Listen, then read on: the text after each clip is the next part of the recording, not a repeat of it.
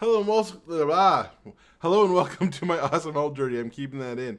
I'm Brett Dupree, and in honor of my therapist, who I just learned today wears blue blocker glasses. I'm wearing my Miles Morales blue blocking glasses because I'm an adult, and that's what adults do. They buy cool Spider-Man glasses that are all Spider-Man-y, based on my favorite movie. Speaking of, I'm going to talk about emotions today, so probably going to be clicking off. Those aren't my most popular videos, but it is what I've been thinking about lately a lot. And I've come to the conclusion, I was talking to a friend of mine about it, and of course, I've also been thinking about it. Especially, I went to hippie dancing and I went to a single mingle. Basically, it was paying $20 to go to a place with other single people. In the realm of meeting people, it was a waste of my time. In the realm of talking to people, enjoying myself, it was worth it. In the realm of just like analyzing my capacity to make small talk with people and seeing where I can still work on pushing myself, it was great. It was what I wanted, and uh, so this story comes mostly from the hippie dance, kind of shaking because this is a little vulnerable. But so I went to this dance, and one thing I'm working on, especially in the hippie, new age hippie.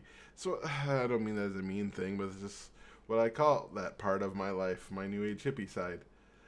Uh, and in this area, I work on saying oversharing to strangers because this is a place where you're supposed to be safe to do that.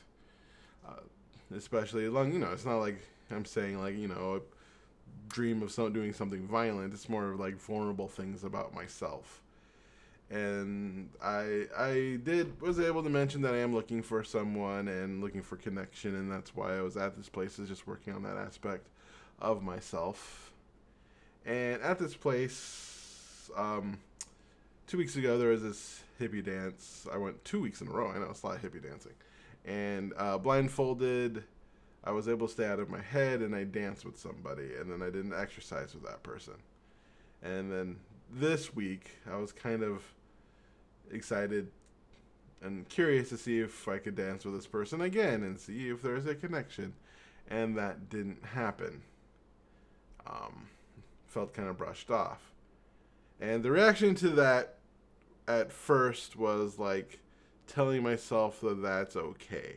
Trying to skip over the bad feeling parts. And I didn't stay much longer after that. It didn't have much to do with that feeling bad part. It had to do with my right ankle. I heard it that morning when I was working out, and it just hurt my right ankle. It's not a lot of pain. Um, my right ankle's just been bothering me, but I was smart and didn't ice it or rest it in between at all. And then I heard it again during hippie dancing, and so I left early, and that's why I left early. And I would have stayed if like I was sitting down talking to somebody, or if I was like really grooving with the music. But it's not my favorite kind of music. It's just nice, and part of it was kind of feeling bad as well. But I wasn't telling myself that. I was telling myself it was the ankle.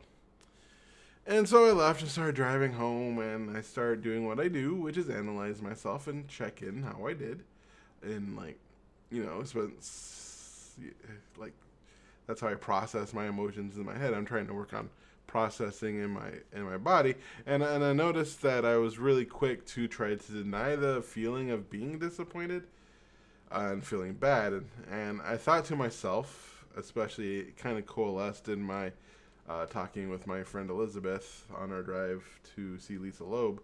Well, one of the things we talked about was it really hit home at that point that nothing good comes out of trying to prevent myself from feeling negative emotions.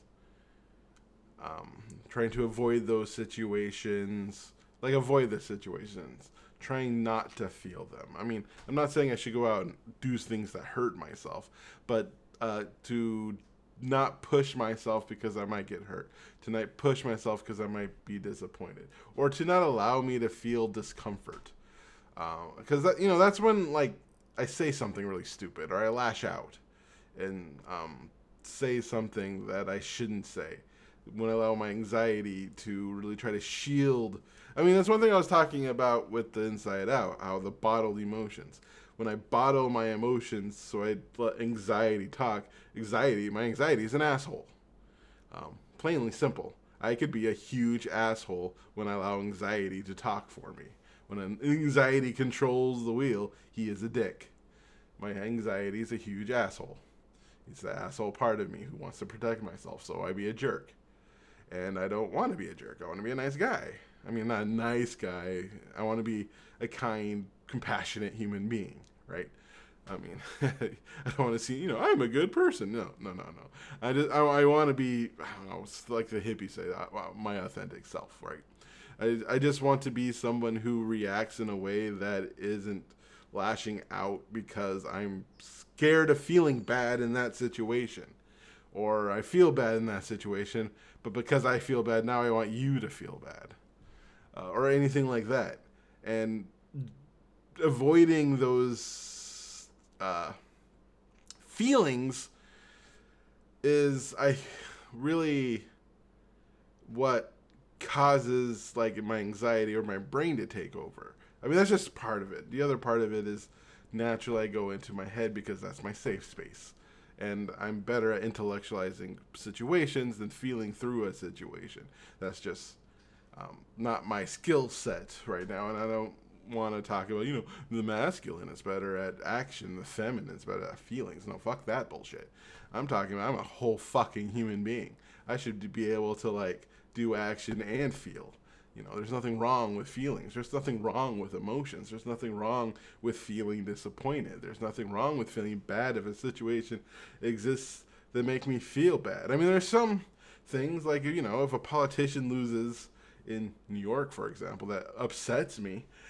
If I'm not going to do anything about it, wallowing in that pain isn't helpful. I don't want to feel like pain of the world unless I'm going to become an activist. Then I use that pain to push me forward. But no, if I'm going to make videos like this, work on my health, go to work, bring home a paycheck, work on my budgeting, try to find someone to love and live the best life I can be, and not go out and knock on doors for my favorite political, getting wallowed into politics is a waste of my mental health and emotional health and all that stuff. Like, what's the point? What's the point unless I'm going to do something? But at the same time, when it comes to things that are happening to me, it's more along the lines of allowing myself to feel that way and then working on getting to the point where, like, when those emotions arrive, that I can act in a way that I'm proud of, that I can deal with those emotions in a healthy way and act in a way in real time instead of 5 minutes to 3 hours later coming back to it because I just got shocked out of it. And that's going to take time. I'm not going to say I'm going to be perfect right away.